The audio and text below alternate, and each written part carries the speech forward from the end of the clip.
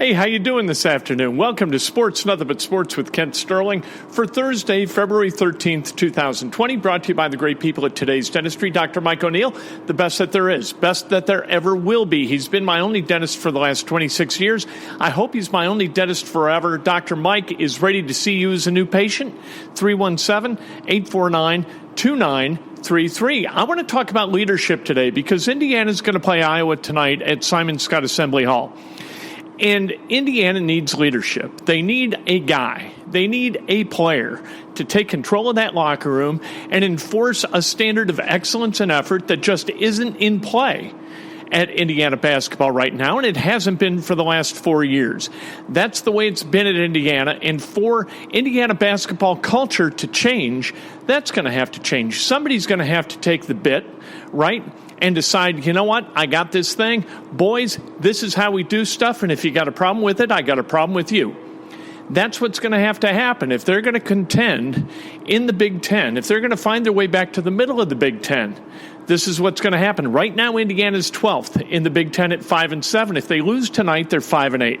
If they lose tonight and go to 5-8, in the last 7 games of the season, they're going to have to go 5-2 in order to get to the NCAA tournament.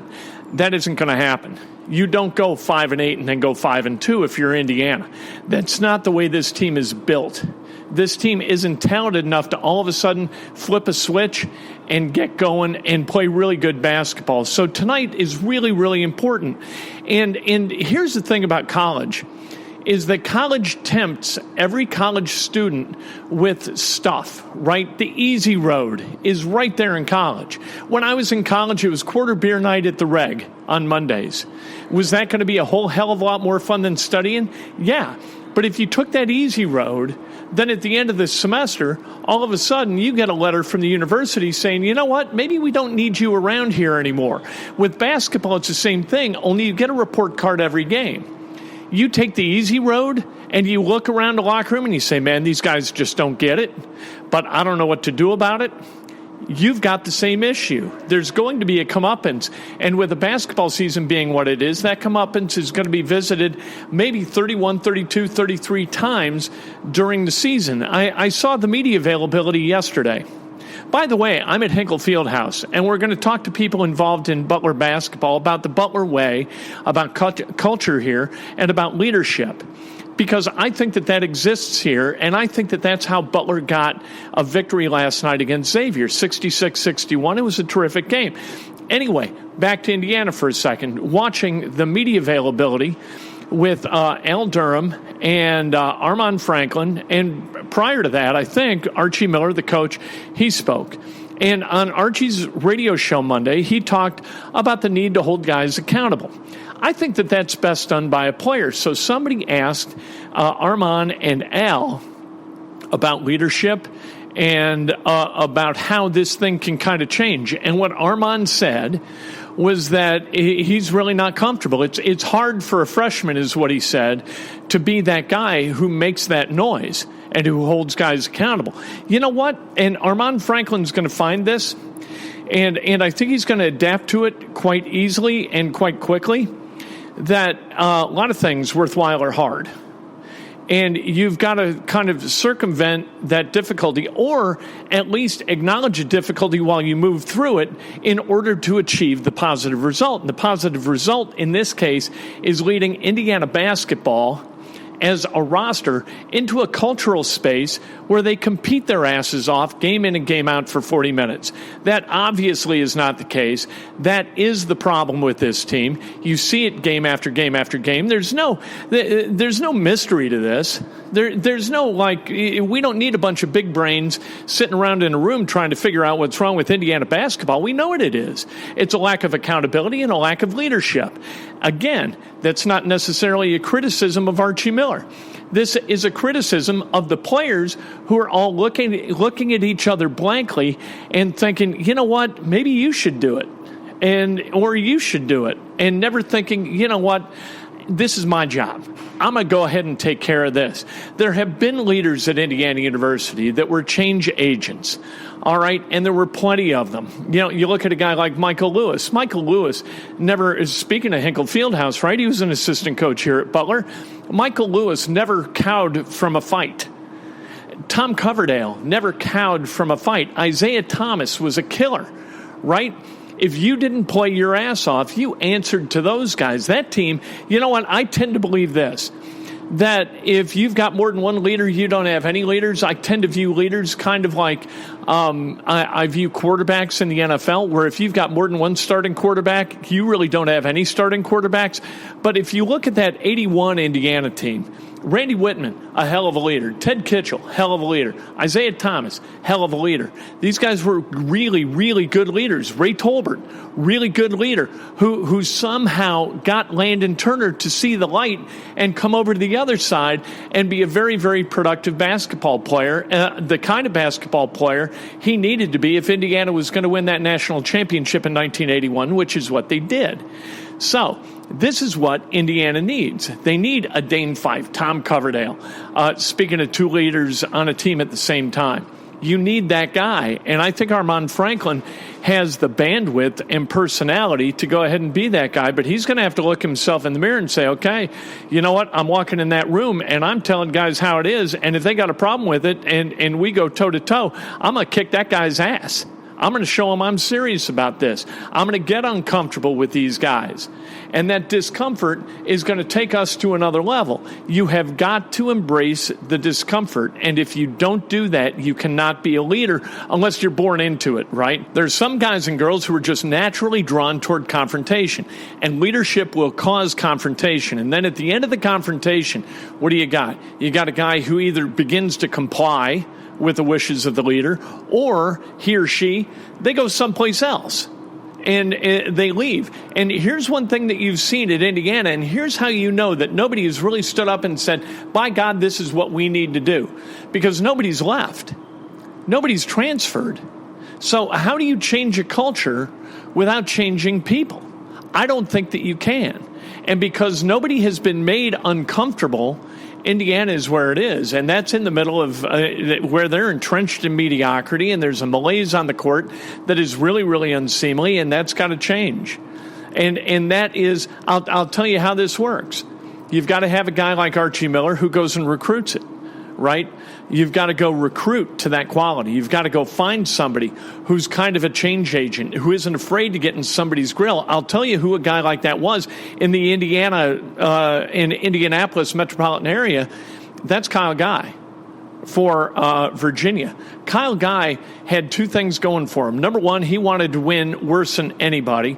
And number two, he was willing, in a very congenial way, he was willing to pull people along on that ride.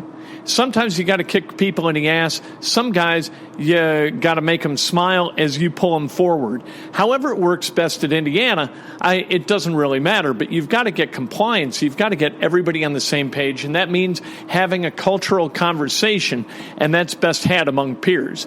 I think Armaan Franklin's that guy. Maybe Rob Finney is that guy. I don't know, but I like Armaan in that role. He says it's hard to do that. Life is hard. And this is what you learn in college, is that sometimes the hard road is the most productive road. And in this case, that's what's got to happen. He's got to embrace that hard road. If he doesn't, or if somebody doesn't, Indiana's got no chance. You got two seniors who are incapable of it. You've got a couple of juniors who I don't think are capable of it. Al Durham's really quiet.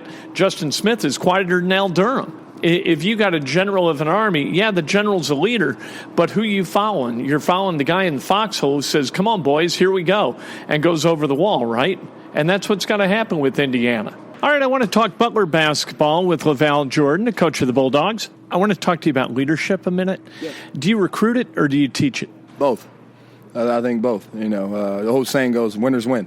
And so you want to win, recruit winners. And so guys that have had experience at it, you know, they just do the things that winning requires. You know, that's off the court and then practice in a certain way, work in a certain way. A lot of it is example. Kamar Baldwin, you know, if you want to be, I told Caleb Ballard, you want to be a good player, follow Kamar or Baldwin around and work like Sean McDermott. So part of that is by example leadership, guys that work.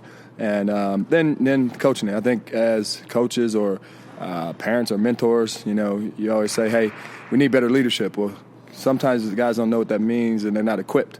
So we try to do a better job of putting them in situations, asking them what decisions, what are solutions in certain situations off the court when a teammate's behaving a certain way and you got to get them back in line, and how to handle that, and on the court, when you got to take charge and take command, and how to talk to each individual, how to build relationships. So all that's part of leadership development.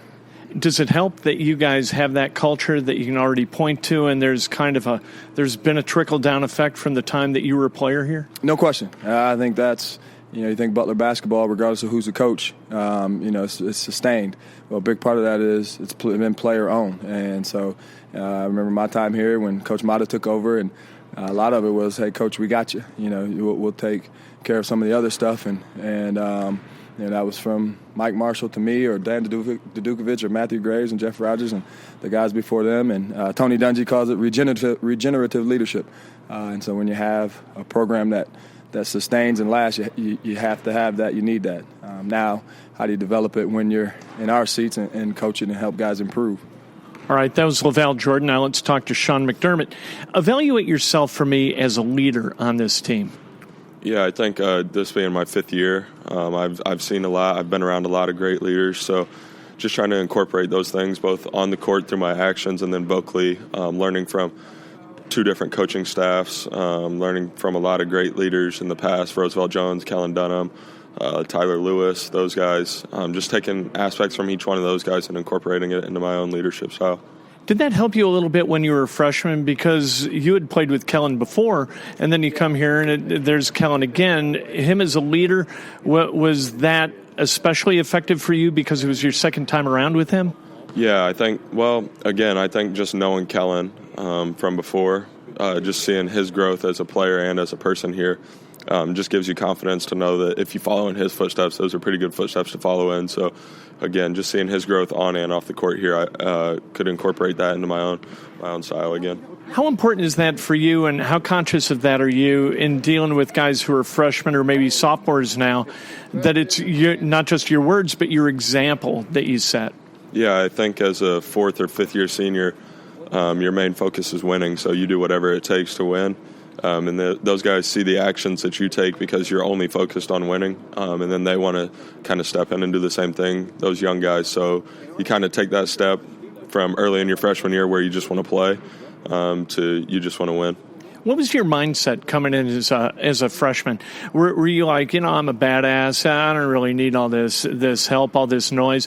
Or were you like a sponge of knowledge and of wisdom? Yeah, I think I'm kind of the opposite of thinking highly of myself. I actually came in thinking, wow, I don't belong here. Really? Playing with Roosevelt and Kellen and those guys, I thought I didn't belong here. But again, it's an opportunity to grow and learn. So I took as much in as I could from those guys, and I still do to this day. Even the young guys, like, take as much as you can from them too.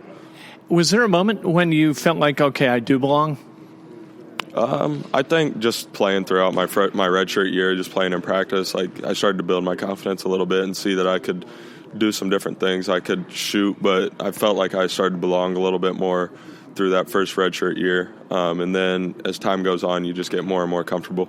It was interesting. I watched you in high school a little bit, and like most guys in high school, the defense was a little bit like sketchy. But then you came here, and I think when you were a sophomore, I was talking to Terry Johnson. I was like, who's your best defender? And he said, Sean McDermott. How was that a conscious decision that you made to work on your defense, or was that you following in somebody's footsteps? What was that? Yeah, again, I think it's learning from the older guys and then taking some stuff in from another coaching staff. I had a great coach in high school, Coach Hahn, but then you come here and you get to see some different perspectives on that side of the ball also. So it's combining things from high school with Coach Hahn and then that staff. And I think I wouldn't say I was a great on-ball defender, but off the ball and help side and covering for some other guys, that's where my strong suit was. And I think that's something that I still try and pride myself on today. Thanks, Sean. I appreciate it. Butler, in large part because of the way they operate, are in a really good position in the Big East right now with 7 wins. They've got games against DePaul. They've got a game against St. John's, a game against Georgetown right here on Saturday at 2:30 on Fox 59. If you can't make it out to Hinkle, you win all 3 of those games, you're at worst 10-8 in the conference. And if you're 10-8 in the conference, you get your ticket punched to the NCAA tournament, probably as a 6th seed. And if that happens for Butler, what a terrific bounce-back season this has been for LaVall Jordan and the Bulldogs. Like I mentioned earlier, Indiana tonight, it's another report card game, 8 o'clock on BTN against the Iowa Hawkeyes. Iowa, not so good on the road. They've got 1 road win in conference play. That was at Northwestern, so that really doesn't even count. All right?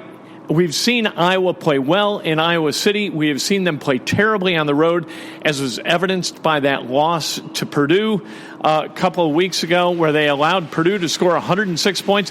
Purdue has a tough time scoring, period, and they got 106 against Iowa. The defense for Iowa does not really travel terribly well. The offense does. Luka Garza, a terrific basketball player, and in my mind, the front runner for the National Player of the Year. You got Weiskamp, you got Frederick, you got guys who can flat shoot, who can flat play.